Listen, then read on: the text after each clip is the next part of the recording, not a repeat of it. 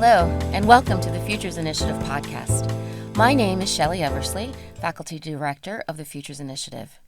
Today, as you know, the Futures Initiative is committed to a university worth fighting for. That is a university committed to advancing equity and innovation and the transformation of higher education. Today, we'll talk about queer histories, queer placemaking, and Riisearch. I'm with Dr. elyse Sayers. Let me say that again. I am with Dr. elyse Sayers, one of the Graduate Center's newest PhDs, and we're going to talk about a place that has been conducting research for several years, Riisearch. In your work, you mentioned that Riisearch is a place that when you get there, you know it. You know it when you see it. You know it when you arrive. What is that? What does that mean? I just remember some friends telling me to come meet them at the far end of Riisearch. And for anyone who doesn't know, Riis is often referred to as Riisearch, but Jacob Riis Park is actually this very long stretch of shoreline. It's a whole federal park. There's 14 bays, and the queer side refers to bays 1 and 2. So I walk all the way out to Bay 14, and I'm looking around. I see teenage boys. I see little birds. I'm not seeing the queer beach that I was supposed to see. And so then I had to make the long trek back to the other end, hoping that was the queer side. And as I'm going, you just start to see more and more people who feel queer, who I can see myself in them, where I kind of see possibilities, and that felt so important. At the time, I was a very newly transitioning transmasculine person, and not really sure how I was supposed to move in the world. And to see people with less clothes on, more open, feeling comfortable, feeling safe, more expressive, and not necessarily in kind of the performance that Pride might invite. The kind of this is a parade, or this is an everyday kind of space. Just really open something up for me and help me see how I might be in the world. And so that seeing that it when you see it is very it's very two-way. That's beautiful. Recognition is really important in that two-way seeing. And it's so appropriate that we're having this conversation for Pride Month, and very important that we're talking about queer history and queer placemaking. And so before we jump into this conversation, can you help us understand some terms?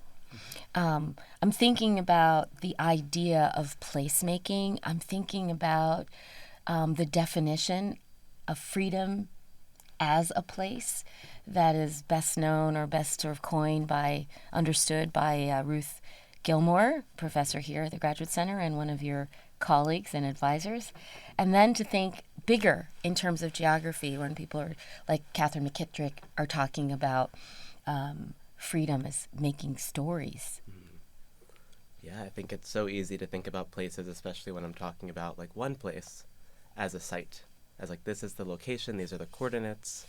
But when we talk about place, we're really talking about, like Catherine McKittrick says, stories make place. It's the associations you have, it's the feelings you have, it's the things that you do that often exceed the physical site. It's not a Cartesian geography where you can measure it out exactly, but it is really much more those everyday acts of kind of coming together, of thinking about, you can make place away from place, so it really exceeds any strict site. Yeah. Okay. I'm going to slow you down because, this PhD, Dr. Sayers, you're talking about placemaking, and I have a doctorate too, and I have to tell you that geography is really complex when we're thinking about it. And your PhD, of course, is in environmental geography, and I'm really happy to know that the Futures Initiative helped contribute to some of that research with Paul Notar grant in climate change and sustainability. And I'm thinking about this place that is not for you a sort of something that can be fixed or contained. And I noticed that in your research, you're writing about place as also a practice. Can you say more about the practice of queer placemaking? Mm-hmm. It's funny when Dr. Gilmore says freedom is a place, it helps me break up those practices to think of, Riis and many other places as kind of infrastructure for making a larger place that is freedom, for thinking about kind of a network of connected spaces. Another environmental psych alumni, one of my colleagues, Jack Gieseking, talks about constellations, right? So there's these queer constellations that make up queer geographies. And so it's really our bodies as queer people that are connecting these sites.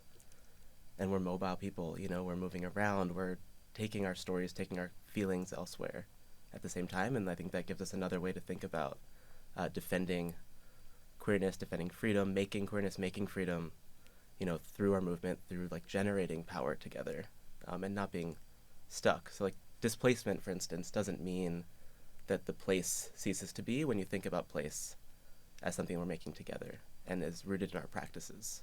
Yeah. I love that, because you're suggesting that place is always in process.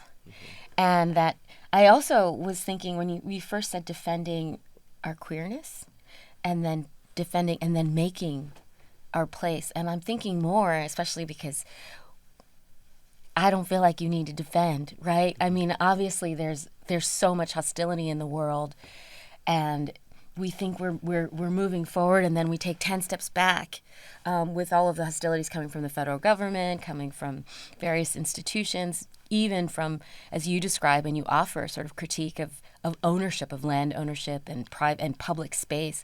This is a public beach.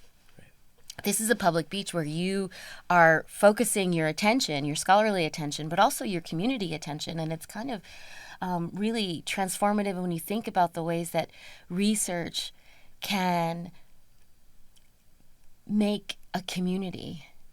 And the way that you're approaching research with the oral histories, with the Riis, RIIS, research, with the Riis Beach Research Group, with the Riis Block Association, that they're making a place that isn't always even physically at that place. And that somehow, at least the way I understand your work, and you'll have to correct me and clarify and elaborate, that you're actually making something. It's not defending in a sort of reactive way. It's a very proactive idea. Can you say some more about how do people who have been told that they don't belong make themselves anyway? Yeah, I mean, I think there's like the common refrain of like, we're here, we're queer. Yes. It's like, you're here. Yes. You're here. Yes. Like, that's enough. Yes. And we're here, right? Yes. So connect, and I think some of the research methods that maybe like I learned about in class were like, the focus group or like the interview, and so much about working in this deeply communal space is that people don't even let you be that isolated. The first time I went to do like a survey at the beach, I thought I was going to go with like my little hat and like give out the surveys and like be very, formal and very professional. And a friend pulled me over and was like, "You're at the queer beach. Like, act like it." What does that mean? And so I was like, all right, and I take a dip in the ocean, I come back, I start approaching people, and I'm like, "Hey, how you doing?" Like the same way I would if I were like trying to connect with someone at the beach anyways. And then I was like, also, I'm a graduate student. I'm trying to learn more about this beach in people's words. Like, will you, tell me about that? I have these surveys, which was very different than like, hello, I'm elyse Sayers, and I'm here to, like that kind of embodiment just shifted entirely when I realized I was at the queer beach. And what's more than that too is that then people around me were excited about it, and they started grabbing clipboards to go pass out to their friends, and we were done. Sorry. It's okay. So people started grabbing clipboards to go pass out to their friends and other people, and when we talk about like ownership, right? Like I couldn't control that process. People were going to participate. They were going to make the research project. And like it became participatory without me making it so. And that just drastically changed how I could think about research moving forward. So instead of a focus group, I was like, let's meet regularly. Let's continue letting relationships build beyond my control, beyond my, surveillance as a researcher, and really try to feed the space of this beach. Yeah. What you just said made me think of two questions. And so the first is like, is that what freedom felt like when you got to that beach and you found yourself among your people? If for lack of, I could probably figure out how to say that in a fancy, theoretical way, but you found yourself with your people, and did it feel like, what happened? What did that freedom feel like? Yeah. There was so much permission granted just from witnessing people. Like, at the time I was kind of coming into transmasculinity, so much of it was online, and so much of it was like a particular, usually like a skinny white trans man, like a very binary representation, which, like, since I think even some of those people have defied in ways, but that's not who I could be. And I maybe was aspiring to that. I was trying to be a good man, in public. And I got to this beach, and people who I maybe wouldn't have recognized as transmasculine on the street are now, like, in bikini bottoms on the beach, like, prancing around. And I was like, oh, we're allowed to move like that? I had no idea, and it totally, like, I would kind of move a little differently in that space. I came back every single weekend that first summer I went. And I was living in Harlem, so that's a long... And you were on a bike, too, weren't you? I was on a bike a couple times, and then after a couple rides home, I said, it's not safe. It's exhausted. So, I started taking the train and the bus. But, yeah, that embodiment, like, I kind of figured out how I moved. I figured out how my body wanted to move, and then I could carry that elsewhere. When I'm listening to you and I'm thinking about this freedom again, and I'm thinking about, like, self-censorship and the ways in which the freedom to be in your body with other people outside must have been a huge lift of the kinds of cultural, social, gender censorship that we all move around in. It must have been a feeling that was incredibly transformative, especially, as you say, you went back every weekend. It's like, I got to get back there. It must have really energized you and empowered you and affirmed you in a way. And I'm really glad that you had that experience, because we know that so many people around the world don't. And we know that so many Black, queer, trans people don't ever get a chance to feel that kind of freedom or that kind of safety that they deserve every day. Which is why this project, your research, is so important, because even though we're talking about a coastal shoreline along the Atlantic Ocean in New York City, this placemaking, this freedom as a place idea is transportable. And it's transportable even as you describe your research and what I've read, where people are doing this participatory action research at the beach. They're also meeting weekly over Zoom. I mean, some of this is happening during a pandemic. Some of this is happening when people can't physically come together in the same way. Can you tell us a little bit about that? Yeah. What I really appreciate about geography as a field, as an approach to research, is that, or at least Black geographies, right? Like, it takes that feeling, it takes those stories, it takes those embodiments. Sorry. It's all right. These allergies are real, and you are an environmental studies person who understands climate change is affecting how you breathe. Right. I feel the air quality in my body. Yes.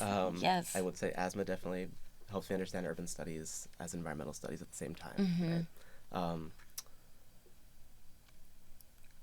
But maybe I'll just kind of start over that answer. I really appreciate geography as like a field, as an approach to research, and Black geography specifically for the ways that kind of Black geographic knowledge is the center.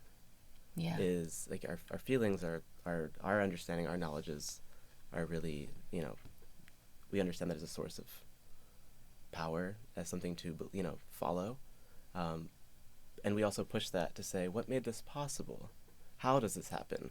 How can we support that happen? How is this a process and a practice? And so, thinking specifically about Riis, like, so much of what has made Riis what it can be is, proper investment in transportation. It's that you can take the train, the bus, the ferry, and get there. It's that, there's no cover charge like the club, right? There's no admission cost to get in. People are, in the absence of kind of sufficient, affordable food at the beach, people are like having picnics and potlucks. Everyone brings what they need. They bring what someone else needs. Someone was, that I interviewed was describing having a potluck, and, maybe like someone could only afford ketchup and they're going to bring the ketchup. And maybe that bottle's half empty. And that's still bringing something, and they still get to eat. And maybe someone's just there and they're like willing to contribute to the atmosphere. They're still going to eat, and that kind of way of like sharing that the beach requires, I think, is a training ground for what it's like to live with limited resources, or to acknowledge that you might actually have more resources than someone next to you, right? And to still share anyways. It makes me think of that kind of sharing as a practice of survival, that we can take and we need to take, especially in this historic moment, when there's so much hostility coming at us because of our race, or because of our gender identity, or because of our class identities, that we have to figure out how to collaborate and work with each other. And that's hard. It's hard for some people, especially living under, this sort of late stage capitalism where, what we have and who we are, the great I, seems to kind of divide us. I wanted to ask you a little bit about organizing as a research method, particularly in the ways that you've got this. You helped organize the Beach Block Association, and Riisearch. I love that. Research as in re-speech, R-R-I-S search. Can you tell us more about how this is a research method? And I think it's a really innovative one, and I'm really excited about it, and I'm excited for the future of research, because people like you are pushing the boundaries of discipline. People like you are connecting with the communities that we care about, and you understand your scholarship as necessary for the public good and necessary for the community that you belong to. So can you just help us who are listening, who are maybe watching, understand how organizing is a research method for you? I think organizing is one of the best ways to learn about place. You're like, how are people thinking about this place? How are people trying to make something about or around or in response to or to care for this place? And often those things are atomized. So I'd have people come to me once I kind of became more visible as someone who knew something about the beach, to tell me their ideas, or to tell me something they'd been working on, or to show me their art, or they'd point me to someone else's art. And I was learning so much through just those interactions. Even though I had like been in like all the Robert Moses papers, or, like I had the whole drive from National Park Service for like their historic records. But it was kind of showing up into organizing spaces. It was other people organizing things. Maybe to back up a bit, I had moved to Philly to write my dissertation. It was mostly historical. It was a little bit of the surveys. It was, that was what it was. And I was like, I'm going to write my dissertation. I'm going to be done. I'm going to move on. And then right after I was kind of landing in Philly, a lot popped off at the beach. And this is during the pandemic. Oh. They announced the demolition of this major landscape feature, the Neponset Hospital buildings. Erosion is like causing closures. There's like a bacteria in the water at one point, and Riis gets closed, but the neighboring beach doesn't because of a jurisdictional difference in kind of water quality requirements. And people are freaking out. Understandably, they love this place. This has been a queer beach since the 40s, right? And now it's feeling under threat. It's feeling like some conspiracy against queer people at a time when that would make sense. But then I'm showing up at these meetings thinking I'm going to sit back and listen and kind of just trying to learn the lay of the land, and realizing that there's so much misinformation. This is such a tough place to access knowledge about, partially because it is removed from kind of the usual city jurisdictional practices, the usual city participatory and civic practices, because it is a federal beach. And so figuring out kind of where to get information is tough. People are proposing things that make sense in one jurisdiction but not another. And then so I was having to speak up and say, actually, that's a R1 zoning, so we can't do that. Or actually, like that kind of the stuff that I was like, oh, people don't care about that. Uh-huh. It became really necessary. And so then I'm like appearing as someone who knows something, and then people are coming to me, and I was like, y'all should talk to each other, because someone else had the same idea last week, and you're both talking to me, but, you know, I'm trying to connect people one-to-one. And then that just organically built into, like, we should all have a meeting. We should all have a workshop. We should do this workshop every month. Mm-hmm. We should, you know, we should. And, you know, once you start building the infrastructure for something, if there's the desire there and the resources there and the will there, it can continue without, you know, the researcher in the room. Yeah. So that was really the goal. Yeah. That's super duper important when you think about, well, you know, the Futures Initiative is committed to equity and innovation in higher ed. And we believe that there's no innovation without equity, and that innovation is iterative. And here you go with your community engaged research being iterative, you know, understanding that it's a conversation across members of a community, and shared knowledge that adapts when more knowledge is added, which is pretty fly. I mean, if we're going to talk about what innovation looks like. And I'm saying this too for people who are thinking about their research or thinking about how innovation works, to think about innovation really as something that is adaptable, something that is flexible, something that is inclusive, something that listens as much as it speaks, which is really, really cool that your research process for the thing that made you an expert, Dr. Sayers, is one that is a method that is transformative. Thank you for that, you know, because old people like me are learning a lot from this generation of scholars who aren't going to leave their communities behind as they continue to build. Mm-hmm. And, you know, for listeners today, I just want to make sure that everyone knows that while Ja is sitting here, Ja is part of a great big community of scholars, community scholars, academic scholars, community members, who are all sort of contributing to the knowledge production that's happening coming out of this Riisearch project. Why does it matter? Why does the People's Beach, another way of calling Riisearch, why does it matter now? I think from a research perspective, I think People's Beach, Riisearch matters so much because it is such a grounded example of abolition. I think if abolition is presence, right? If abolition is creative, that means, like what you're just saying, it means listening. It means saying, where do we feel free? What is working? Yeah. Where is it interrupted? How is it interrupted? And I think that those places where we're generating togetherness, generating practices that might just work, is something to resource with our attention, with our time, with our, you know, energy and our connection, and potentially, you know, other resources, you know, financial resources, right? Like, how can we actually really invest in that learning? And that's something I think I've really been appreciative of different organizations coming out of CUNY, including the Futures Initiative, for resourcing, you know, my research and trying to bring people together and resource community processes. So that's one way. Another way that's related is also just on climate change front. We see Riis as a site where this coastal infrastructure is broken down.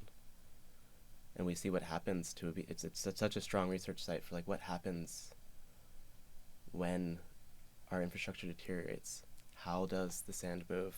How does the water come in? What does that do to the currents?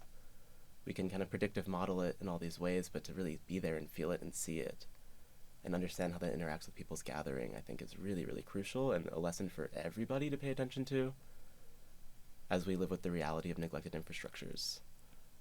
And I say infrastructure so broadly. I'm thinking coastal infrastructure, medical infrastructure, educational infrastructure. Like, how do we take care of each other as those things are starved? And eroding, yeah, for sure. It's really, there's a beautiful sort of analogy going in your research where you're talking about the land and the sea, being at that place. I don't know if you call it a liminal place in your own work, but you talk about this place as a place that is constantly in motion and moving and changing, which is also a really wonderful way to think about the knowledge production that's coming, the queer Black trans knowledge production, and yes, I'm saying all the forbidden words, let's say some more, right? How this knowledge production is also developing and ongoing, which is another way to think about freedom. Freedom is something that isn't fixed and static and stuck in one sort of definition. I think that's really cool. We are running down on time, so I'm going to get to the juicy bits about how we can use this, right? How we can learn from this really empowering and empowered innovative research and happenings that are going on at Riisearch in Bay 1 and 2. What can institutions like higher ed, what can higher ed learn from communities that are building freedom in spaces that are not designed for them? And here I'm thinking about the ways in which the possibility of us having this conversation, as BIPOC people having this conversation at the Graduate Center in New York City, talking about higher ed, is a radical idea and part of the experiment that is CUNY, really, in that everyone is supposed to be welcome at CUNY, and there's supposed to be a place for all of us at CUNY, and we're trying to actually realize that experiment. But we know, right, that higher ed still has its work to do, and we know that the world has lots of work to do. So how can we learn from the work and the transformative outcomes, freedom, that we see in Riisearch? How can we take that and use it in higher ed to transform that? So I worked really closely with an organization called GLITS, Gays and Lesbians Living in a Transgender Society. So the Say that again? Gays and Lesbians Living in a Transgender Society. Okay, GLITS. It's this organization run by a lot of our mothers, who's Kyan Dorshell. She's a Black trans woman elder that so much of us look to as kind of a mother in so many ways. She really built GLITS out of this kind of idea of wraparound services, is like how she positions the organization. And it really just grew out of her organic care practices for her people. And as her community was growing and as her care was being, pulled on, she's like, how can I use this institutional idea as a resource to, scale up my care? And I've learned so much for her around, seeing institutions as infrastructure, as like a place of moving knowledge, moving resources, moving power, and being really intentional about making sure that direction is, going as much as possible in the most generative way. Because, an institution can act as a drain on the people it's for, or supposedly for, or it can really act as, a way to funnel resources to nourish. And it's often both things are happening at once. So I think staying really mindful of both potentials and not being idealistic about it, right, I think is a huge, huge part of that. And I think with Riis too, like reaching outside, right? Like, I love that this is broadcast beyond, you don't have to have an ID, to listen to this. I think those kinds of moves of how do you break the walls of the university is important. Crucial. Yeah. And some of the things, like when we think about transforming higher ed in a way that will be more inclusive, more affirming, more free, we think about peer infrastructure like you just described. And when we say peer infrastructure, the idea that teachers can learn from their students and staff can contribute to curriculum and students can co-create knowledge and faculty are listening and learning all the time. To think about collaborative learning, which is what you are describing in all of your research methods. When we think about the way that transformation requires all of us as members and equal members sharing what we have, what we can contribute, even if it's only a half a bottle of ketchup. I mean, we need ketchup. So I think that is one way that, people can kind of take away some of the lessons of your project, your research, that I'm sure is going to be an incredible book. And obviously we will, in our show notes, list your publication so people can read more about the work and read more about Riisearch and read more about freedom as a place, placemaking, queer placemaking, and glitz? I can't wait for that because I'm going to read about glitz. So I'm going to ask you a couple of lightning round questions. Okay. Okay. So what's the best advice someone's ever given you at Riise Beach or inside this community? You're at the Queer Beach, act like it. All right. You're at the Queer Beach, act like it. What's the worst advice someone has given you in higher ed? Oh. Probably had the word professionalize in it, you know? That's good. That's good. And what are you doing for Pride this year? I will be at the beach. Somehow I knew that answer. And tell me about the setup so we can just kind of visualize it. Mm-hmm. When you go to the beach and you're going to have the special holiday that is Pride, that will be sort of less self-conscious than a parade on Fifth Avenue, and less capitalistically informed. And less pleased. And less policed. Good point. What's that setup going to look like? So I used to think that the erosion was what made us like stick together really tight because it was such a small beach space. And then in 2023, they dumped all the sand on this beach. It's a dredging and sand renourishment project. Mm-hmm. And the beach was like 3 times the size. Do you know we were all still in this tight little space with a huge walkway behind? So it's crowded. Uh-huh. There's like music coming from everywhere. It's clashing. Uh-huh. People are doing all kinds of different things. You know, there's people who are like laying in the sand, breathing. And that is what they are doing. Well, we have to breathe. Right. And other people are partying, right? And those things happen all together. Does it happen all day? Is it going to go? So, like, if I was going to go, would I go at 10 o'clock in the morning and leave at 4? Or I'm going to stay until... Just listen to your body. Yes! You know? That's cool. That's really cool. And I hope that you have a great time this year, and safe and fun and full of love and joy. And I'm going to ask you, my last question is, what should people do? If there was a call to action, what would that be in terms of continuing to build and to make this freedom? Yeah. I think like Riise is not possible without transportation infrastructure. Riise is not possible without having, free time, having time off work, having enough resources to have a weekend, right? And so I think those kind of everyday investments, that kind of building an infrastructure for everyday life, for working through the places that are close to you and near and dear to you to advocate for policies, for resources for those places, actually feeds a much larger ecosystem that Riise and the park downstairs and, all of these different sites really depend on. Yeah. So don't get stuck in that trap of like, we're just protecting this one place. Like, we actually need to protect places. Yes. Places. All over the place, yeah. Places. That's a great point, that we need to not just think of this one place and fix it. We need to understand these places all over, which is really awesome. Dr. Elyse Sayers, thank you so much for sharing your research and educating me and us about queer, Black, trans placemaking, queer, Black, trans freedoms. It means so much that you came, and it's amazing that you are one of our newest PhDs, doctor. And if anyone listening or watching felt moved or inspired by this conversation, please be sure to share it.